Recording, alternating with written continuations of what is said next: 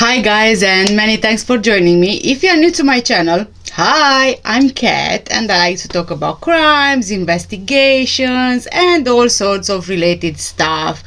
If you are not subscribed, please make sure you hit the big red subscribe button below and also hit the notification bell so you are the first one to know about any new videos I upload.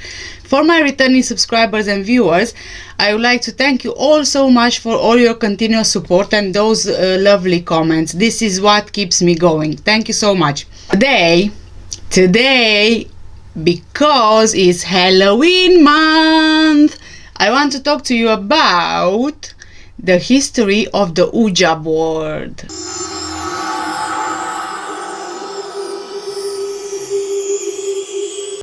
But before we get started, here is the disclaimer. I do not mean to be disrespectful to anyone I talk about in this video. The video is for educational and entertainment purposes only. The information I collect is from the internet. I compile this information together and make a video, and from this you guys are more than welcome to draw your own conclusions. Thank you. We are in 1890s, as you can see from the mannequin behind me having a Victorian dress. We are in the Victorian era. We see some dark times, and in the aftermath of the Civil War, many husbands, fathers and sons have been lost in the bloody battles. With people so desperate for a connection with the loved ones that passed away and a greater meaning to their own lives, spiritualism, the belief that death can speak with the living, is getting more and more popular. People who lost loved ones are constantly trying to find ways to talk to the deceased once more.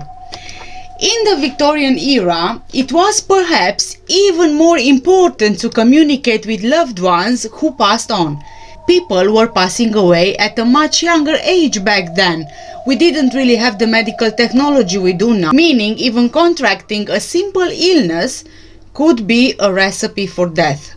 And we had just been faced with the American Civil War, during which hundreds of thousands of people were killed.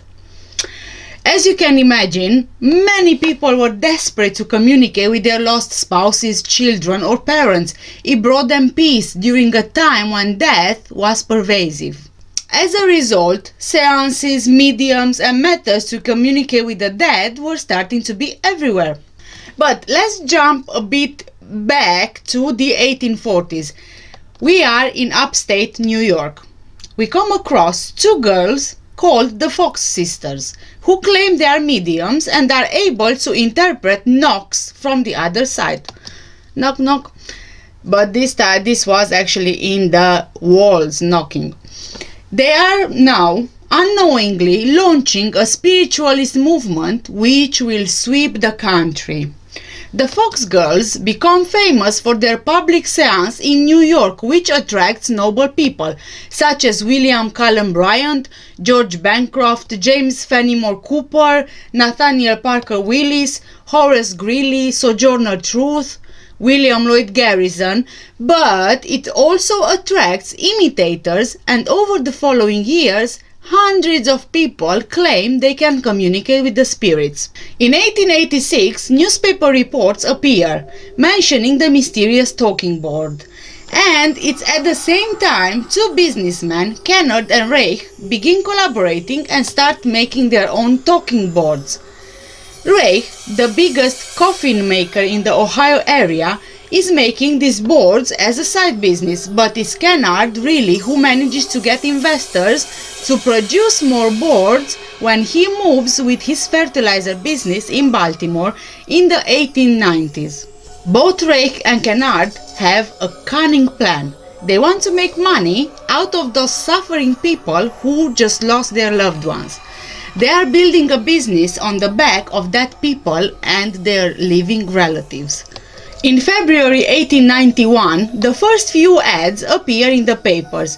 Ouija, the wonderful talking board. This board is from a Pittsburgh toy and novelty shop, and this shop describes the board as a magical device which answers questions about the past, present and the future with marvelous accuracy and promises amusement and recreation for all the classes. A link between material and immaterial, between the known and the unknown. Another ad in a New York newspaper declares it mysterious, and that it was proven at the patent office before being allowed to be sold for the price of $1.50. This was really just the same as the ones we see today, a flat board with the letters of the alphabet placed in two semicircles, just above the number 0 to 9. Then we also have the words yes and no in the top corners and goodbye at the bottom. The board has a planchette which is heart or teardrop shaped, and it usually has a tiny window in the body used to move on the board. The idea, as most of us know, is that two or more people would sit around the board, place their fingertips on the planchette, ask a question, and watch as the planchette moves from letter to letter, spelling out the answers on its own. The only difference between the ones we have now and the ones in the 1800s is that nowadays the boards are made of cardboard instead of wood, and the planchettes are made of plastic. These talking boards would be the same ones that we all know, the Ouija boards. Elijah Bond, an attorney, is claiming his sister-in-law Helen Peters is a strong medium, and he also takes interest in these talking boards. Helen is saying it was the board itself which suggested the name Ouija, also saying the strange name meant good luck. But in reality, the name was written on Helen's necklace, Ouida, but it's possible they misspelled it. Ouida was in fact the pen name used by English novelist Maria Louise Rain. Elijah is the one who gets the planchette and the talking board patented. Knowing that if they couldn't prove the board really worked, they wouldn't be able to get a patent, Elijah brings Helen to the patent office in Washington when he files the application. The chief patent asks for a demonstration, naturally. If the board could accurately spell out his name, then he would grant the patent. So they all sit down around the board and start communicating with the so-called spirits. Then the board gets the chief's name right. The visibly shaken patent officer grants the patent. The first patent never actually explains how the board works. The ambiguity and mystery were part of the marketing effort for the product. The less the Kenner company said about how the board worked, the more mysterious it seemed and the more people wanted to buy it. Ouija historian Robert Murch has been researching the history of the board since 1992. He says, and I quote, "These were very shrewd businessmen. Ultimately, it was a moneymaker. They didn't care why people thought it worked." End of quote. And it really was a moneymaker. By 1892, the Kenner Novelty Company went from one factory in Baltimore to two in Baltimore, two factories in New York, two in Chicago, and one in London. And by 1893, Kenner and Bond were out. By this time, William Fuld was running the company. Fuld is not, and he never claimed to be the inventor of the board, although even his obituary in the New York Times declared him to be. Fuld died in 1927 after a weird fall from the roof of his new factory, a factory he said the Ouija board told him to build. In 1898, with the blessing of Bowie, the majority shareholder and one of only two remaining original investors, he licensed the exclusive rights to make the board. What followed were boom years for Fuld and frustration for some of the men who'd been in on the Ouija board from the beginning. Public squabbling over who'd really invented it played out in the pages of the Baltimore Sun, while their rival boards launched and failed. In 1919, Bowie sold the remaining business interest in Ouija to Fuld, his protege, for $1. The board's success then and even now, more than 120 years later, shows that it touched a weird place in American culture. Marketed as a mystical oracle and at the same time as family entertainment as well, meant this wasn't only spiritualists who actually bought it, but it also appealed to people of different ages, different professions, and different education, mostly because the Ouija board offered a fun way for people to believe in something. Those who didn't like the board were usually the spirit mediums, as they often found their job as a spiritual middleman cut out because of the Ouija board. People want to believe, and they also like to believe there's something else out there which is powerful. The 1910s and 20s, with the devastations of World War I and the years of the Jazz Age and Prohibition, there was a surge in Ouija popularity. In May 1920s, Norman Rockwell, illustrator of 20th century domesticity, depicts a man and a woman, Ouija board on their knees, communing with the beyond on the cover of the Saturday Evening Post. It's during the Great Depression the Ford Company opens new factories to meet demand for the boards. Over 5 months, in 1944, a single New York department store sold 50,000 of these boards. In 1967, the year after Parker Brothers bought the game from the Ford Company, 2 million boards were sold, outselling Monopoly. That same year saw more American troops in Vietnam, the counterculture Summer of Love in San Francisco, and race riots in Newark, Detroit, Minneapolis, and Milwaukee. It was always around war times and higher number in deaths that the Ouija board would sell the most. Parker Brothers are the makers of the most popular board games of modern times, such as Monopoly. Later on, Parker Brothers is bought by Hasbro, the same people who make Transformers and My Little Pony. In 1920, National Wire Services reports that would-be crime solvers are returning to their Ouija boards for clues in the mysterious murder of a New York City gambler, Joseph Burton Elwell, much to the frustration of the police.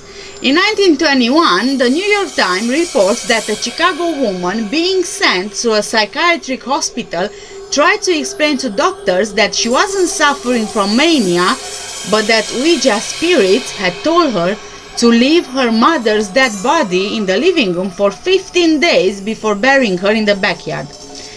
In 1930, newspaper readers enthusiastically read the accounts of 2 women in Buffalo, New York, who'd murdered another woman supposedly on the encouragement of Ouija board messages. In 1941, a 23-year-old gas station attendant from New Jersey told the New York Times that he joined the army because the Ouija board told him to. In 1958, a Connecticut court decided not to honor the Ouija board will of Mrs. Helen Dow Peck, who left only $1,000 to 2 former servants and an insane amount of $152,000 to Mr. John Gale Forbes, a lucky but bodiless spirit who'd contacted her via the Ouija board. So in fact, she left $152,000 to a so-called spirit. Oh my god, what a waste of money, in my opinion. The Ouija boards even offered writing inspiration. In 1916, Mrs. Pearl Curran makes headlines when she begins writing poems and stories that she claims are dictated by the Ouija board, by the spirit of a 17th century English woman called Patience Worth. The next year, Pearl's friend Emily Grant Hutchings claims that her book Jap Heron was communicated via Ouija board by the late Samuel Clemens, better known as Mark Twain. Pearl earned significant success, however, Emily much less, but neither of them achieved the heights that Pulitzer Prize-winning poet James Merrill did. In 1982, his epic Ouija-inspired and dictated poem, The Changing Light at Sandover, won the National Book Critics Circle Award. James publicly implied that the Ouija board acted more as a magnifier for his own poetic thoughts rather than as hotline to the spirits. In 1979, after he wrote Mirabelle, Books of Number, another Ouija creation, he told the New York Review of Books, and I quote, "If the spirits aren't external, how astonishing the mediums become." End of quote. Until 1973, Ouija board existed in American culture as something mysterious, fun, entertaining, interesting, and with very rare board-inspired murders. In 1973, however, The Exorcist terrifies everyone in theaters, with all the heads spinning and apparently based on a true story business thing. Oh, The Exorcist. Oh, I've seen it. Oh, it's terrifying. Ooh. The implication that 12-year-old Regan was possessed by a demon after playing with the Ouija board on her own changed how people see the board from now on. Before The Exorcist, any movie or TV program would depict the Ouija board as something of a joke, funny, comedic, entertaining, right? For example, I Love Lucy features a 1951 episode in which Lucy and Ethel hold a seance episode using the Ouija board. Almost overnight, the Ouija board turns from something joyful and enjoyed by the whole family to something devilish. For the same reason, the board now becomes a tool for horror writers and movie makers. It starts popping up in scary movies like a gate to hell or even opening the door to evil spirits. And over the following years, the Ouija board is seen as Satan's preferred method of communication. In 2001, in Alamogordo, New Mexico, it's being burned on bonfires along with copies of Harry Potter and Disney's Snow White. Christian religious groups still remain wary of the board, citing scripture denouncing communication with spirits through mediums. Catholic.com calls the Ouija board far from harmless.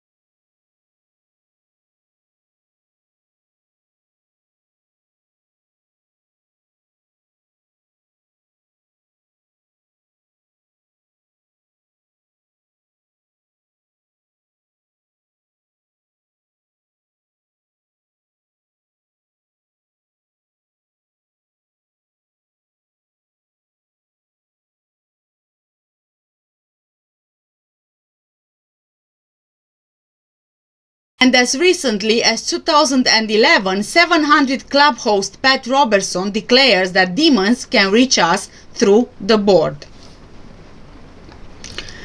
Even within the paranormal community, Ouija board enjoys a dodgy reputation. The Ouija historian Murch says that when he first began speaking at paranormal conventions, he was told to leave his antique boards at home because they scared people too much. Parker Brothers and later Hasbro, after they acquired Parker Brothers in 1991, still sold hundreds of thousands of them, but the reason why people were buying them changes significantly.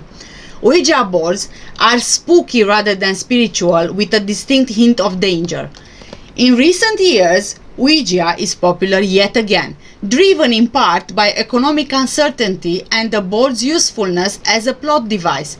Even Paranormal Activity featured a Ouija board. It even popped up in episodes of Breaking Bad, Castle, Resorient Isles, and a lot of paranormal reality TV shows. Hot Topic, an online favorite store of goth teens, sells a lot of Ouija board inspired fashion, such as tops, t-shirts, jewelry, socks, even face masks. And if you are interested in goth fashion, and of course combined with the Ouija board fanciness, you might want to check my description below, because I'm going to leave a link for that website. And for those wishing to commune with the spirits whilst on the go, there are a lot of apps on Android, computers, iPhones, and so on. Again, I'll leave some more information to the apps available in the description below. Okay, so the natural question is now, does the Ouija board communicate with spirits? Well, Yes, it communicates, but not as you might think. There is a scientific explanation for it. I'm sorry to break it to you, but there is a scientific explanation. Scientists say that Ouija boards are not powered by spirits or demons, but they are powered by us, which is a very useful piece of information. The Ouija boards work on a very old principle, more than 160 years old, which is the ideometer effect. Actions of an individual can be influenced by suggestion and expectations without the individual being consciously aware of it. In 1852, physician and physiologist William Benjamin Carpenter published a report for the Royal Institution of Great Britain, examining these automatic muscular movements that take place without the conscious will or volition of the individual. For example, think of crying, crying in reaction to a sad film. But the best example yet is yawning. You yawn when other people yawn, as a repetition. Almost immediately, other researchers saw applications of the ideometer effect in the popular spiritualist pastimes. In 1853, chemist and physicist Michael Faraday, intrigued by table turning, conducted a series of experiments that proved to him that the table's motion was due to the ideometer actions of the participants. The effect is very convincing, as Dr. Chris French, professor of psychology and anomalistic psychology at Goldsmiths University of London, explains, and I quote, "It can generate a very strong impression that the movement is being caused by some outside agency, but is not. And with Ouija boards, you've got the whole social context. Is usually a group of people and everyone has a slight influence. With Ouija, not only does the individual give up some conscious control to participate, so it can't be me, people think, but also in a group, no one person can take credit for the planchettes movements, making it seem like the answers must be coming from an otherworldly source. Moreover, in most situations, there is an expectation of suggestion that the board is somehow mystical or magical. Once the idea has been implanted there, there's almost a readiness to happen." End of quote. So, if the Ouija board can't give us answers from the spirits, what can it do then? Researchers at the University of British Columbia's Visual Cognition Lab think the board may be a good way to examine how the mind processes information on various levels.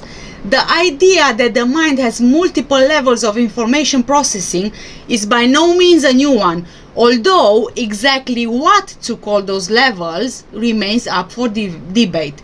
Conscious, unconscious, subconscious, preconscious, zombie mind are all terms that have been or are currently used, and all have their supporters and detractors.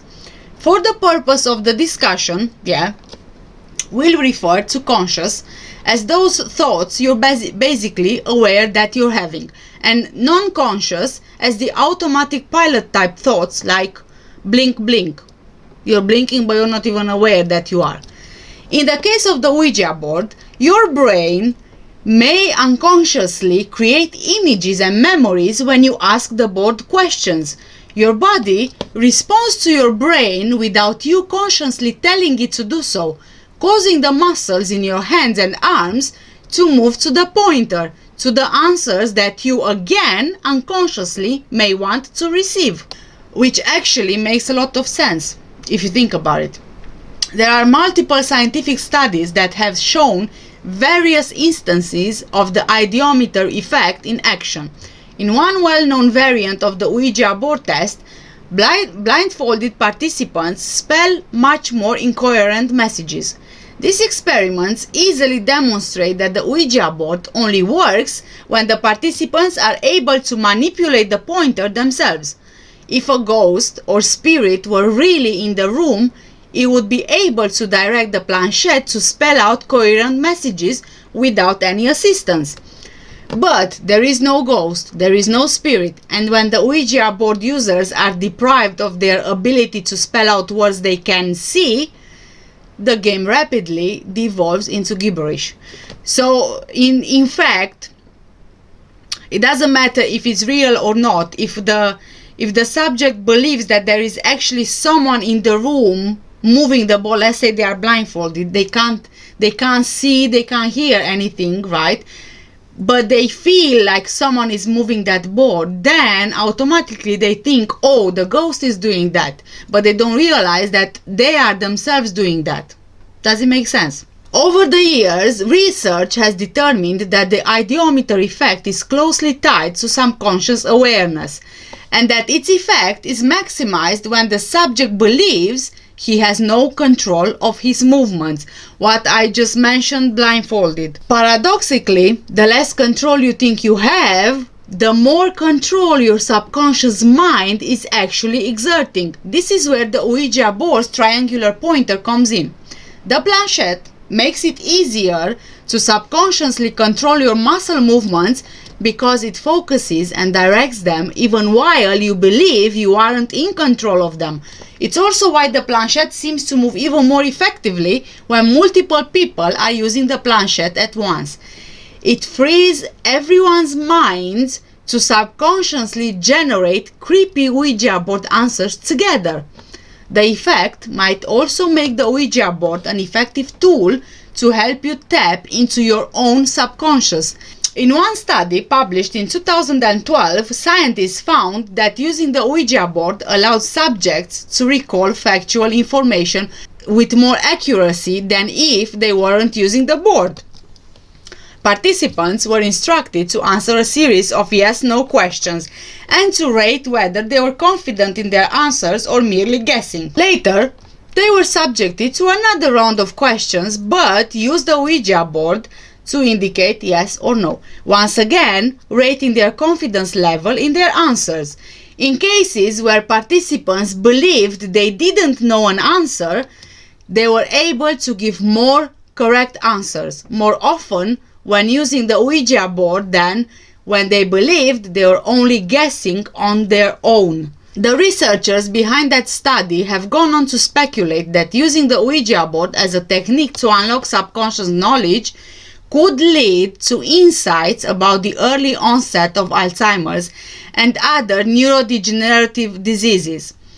In other words, the Ouija board is potentially a very powerful communication tool, just not in the way most people think. Finally, the ideometer effect lies behind the controversial, repeatedly debunked form of pseudoscience therapy called facilitated communication, which emerged as a popular therapy technique in the 1990s. Facilitated communication claims to work by allowing disabled or autistic patients to communicate through slight finger movements. In reality, science has proven many times over that the patient's movements are caused by the ideometer effect and that their caregivers are reading meaning into nothing. One scientist even referred to facilitated communication as Ouija board stuff. The disastrous effects of this fake therapy include a sex abuse case in which the caregiver claimed she used facilitated communication to obtain consent from her patient, and a devastating parental custody case where manipulative caregivers used it to suggest that the children involved had accused their parents of abuse. Sadly, it still exists today as a fraudulent speech therapy technique used with autism patients, disguised under various names like rapid prompting method, supported typing, or progressive kinesthetic feedback. Ironically, the same factor lies at the heart of both the cause and the effects of the ideometer phenomenon. We want to believe. Our desire to confirm the existence of ghosts, spirits, and other improbable possibilities is what convinces Ouija board users, facilitated communication proponents, and anyone else who encounters the ideometer effect in action that they've experienced something real. A real visitation from another dimension, some sort of a mystical sign or an indication that a patient trapped in his own mind is suddenly able to break free and communicate. I think that we are actually trying to find something that is not there as a comforting thing, really. We are not so different than people in the Victorian times, for example. We are not very different because they did the same thing. They were trying to find meaning to something they couldn't explain. We are trying to find comfort in something which has got nothing to do with anything, but it makes us feel better. So we are constantly trying to find ways to feel comfortable. But the marvelous thing about a Ouija board isn't what a planchette might read or a psychic might claim the spirits are saying through it from the other side. In reality, the true wonder of the Ouija board is what lies within our own subconscious. Can you imagine if you'd be able to use this board and actually understand and know what's happening in your subconscious? This is very, very interesting indeed. And I've reached the end of the video. Thank you guys so much for watching. I'm leaving some links to stuff I mentioned in the description below, including links to books and other cool stuff involving the Ouija board, because it's still fascinating anyway. And also Halloween is spooky because we are in the Halloween month. So guys, make sure you check the description below for the links. There's some cool stuff on there. Please also don't forget to subscribe by hitting the subscribe button below if you haven't done it already. And if you think you learned any useful things from my video, subscribing really does help me and my channel. Thank you again all so much. Please stay safe and take care, and happy Halloween. Bye bye.